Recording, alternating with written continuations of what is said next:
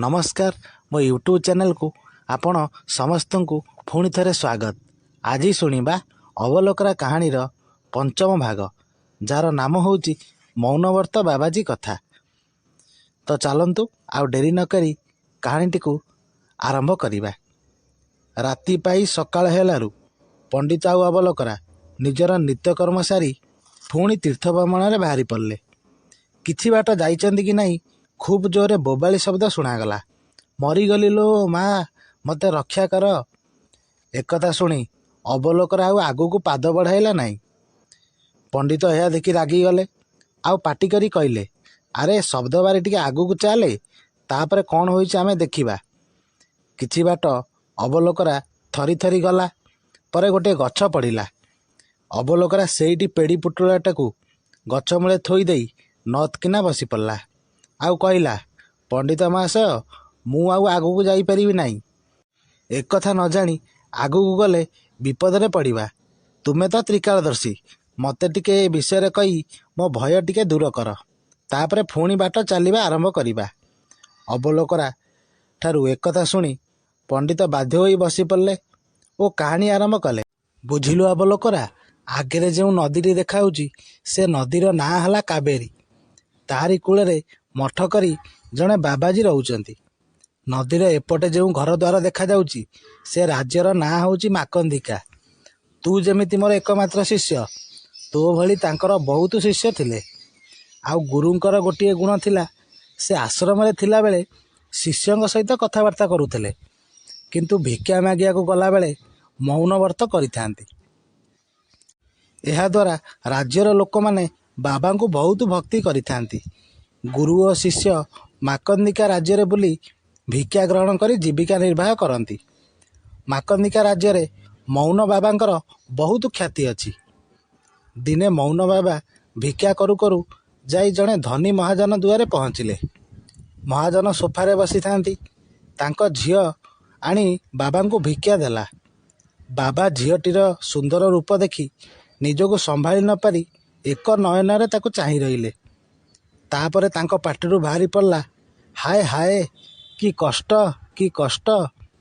एपरी कहीदेई से भिक्षा नहीं सेठारू चलीगले। हेले तांकर से कथा पदक महाजनक कानरे पड़ीगला। आउ महाजन से दिन उपर बेला आसी मठरे पचारे, बाबा आपण तो मौन व्रत करथिले, हेले मो दुआरू भिक्षा नेला बेले हठात मौन व्रत भांगी कि कष्ट बोली काहेकि कहले। बाबांको मनरे तो पाप पशि जाइछि। सी देखिले ये गोटे सुजोग आसी पहुँची। तेणु से कहले, बश्च से जो झीटा मो पाई आनी भिक्षा देला ता देहरे बहुत अशुभ लक्षण मु देखा पाइली। आउ से जदि तुम घरे रहे तेबे तुमे तुम स्त्री आउ पुओ समस्ते मरीजिव। से झीर वंश खाई लक्षण अच्छी। सेया देखी मो पाटिरू सेपरी बाहरी पड़ला। एकथा शुणी महाजनक हलक सुखीगला। मौन बाबांकर तो नगर जाकर लोकंकर भक्ति थाए, से बा कहीं तांको कथा को अविश्वास करते। से काकुस्थ होई पचारिले, बाबा केबे न फिटिया पाटी आज मो पाई फिटिची, दयाकरी एथिर उपाय कौन टिके कहतु। बाबाजी कहले, गोटे काम करंतु, आज संध्यारे से झील को काठ सिंधुक पुराई नईरे भसाई दियंतु। आपणक सबु अशुभ दूर होइजिव। रिष्ट खंडन पाई से सिंधुक उपरे दीपटीए जाली देइथिबे। से झील ता भाग्य को धरी बंचिब कि मरिब ईश्वर जानती। आपण आ विलंब न करी शीघ्र काम तुटाई दियंतु। महाजन कहले, सतरे मु सेया करिबी, आज ही ताको विदा करदेबी। तापरे महाजन चलीगले। दिन जाई राति आसिला। बाबा तांको शिष्य मानू डाकी कहले, अरे शुण, मु प्रभुंक ठारू स्वप्न जानी पारछि जे आज राति रे आमर ए कावेरी नदी रे गोटे काठ सिंधुक भासी जीव, ता उपरे गोटे दीप जलुथब। तमे सबु जाई नई कूले अपेक्षा कर। एपरी सिंधुक भासी आसुथिबार देखिले जानिब जे प्रभुंक बाणी सत्य। तुमे जेकोसी प्रकार से सिंधुकटी धरी मो पाखक नहीं आसिब, किंतु सावधान, खोलाखोली करिव नाही। प्रभुंक अनुमति मागी मु खोलिया व्यवस्था करिबी। बाबांग कथा मानी शिष्य माने नई कूल को जाई केतेबेले सिंधुक भासी आसियो बोली अपेक्षा करी रहिले।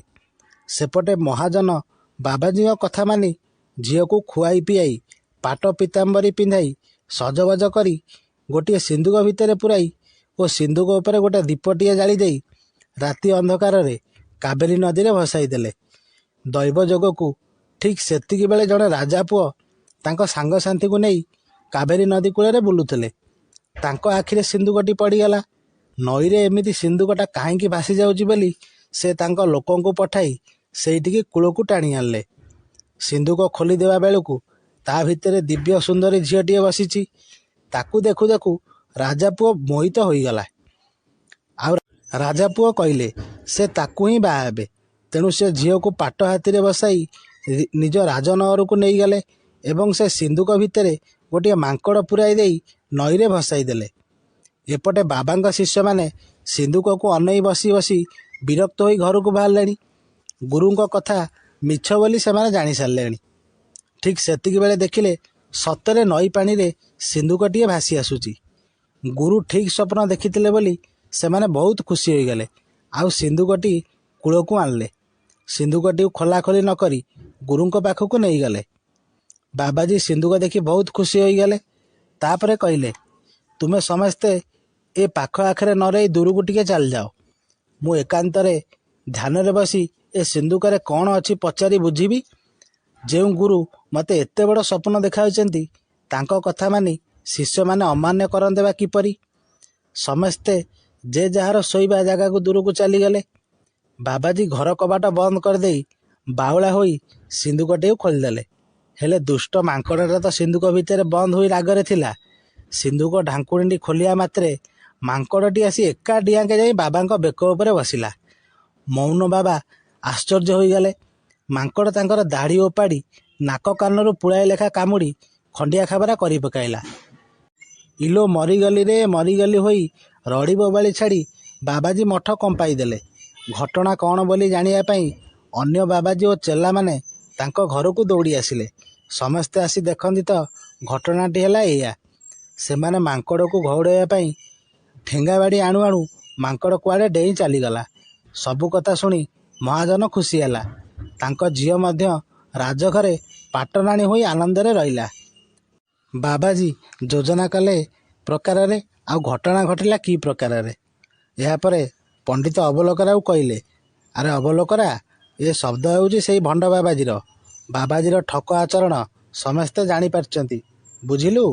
ହଉ, ଏବେ ଗଣ୍ଠିଲି ପତ୍ର ଧରି ଆଗକୁ ଚାଲେ। ତ କାହାଣୀଟି ଏତିକି ଥିଲା। ଯଦି ଆପଣଙ୍କୁ ଭଲ ଲାଗିଲା ତେବେ ଆପଣ ପ୍ଲିଜ୍ ଭିଡ଼ିଓଟିକୁ ଲାଇକ୍ କରନ୍ତୁ, ସେୟାର କରନ୍ତୁ ଏବଂ ସବସ୍କ୍ରାଇବ୍ କରନ୍ତୁ। ଆଉ ସୁନ୍ଦର ସୁନ୍ଦର କମେଣ୍ଟ ମଧ୍ୟ ଦିଅନ୍ତୁ, ଯଦ୍ୱାରା ଏମିତି କିଛି ଭିଡ଼ିଓ ଆମେ ଆପଣଙ୍କ ଲାଗି ଖୁବ୍ ଶୀଘ୍ର ନେଇକି ଆସିବୁ। ରହିଲି, ଧନ୍ୟବାଦ।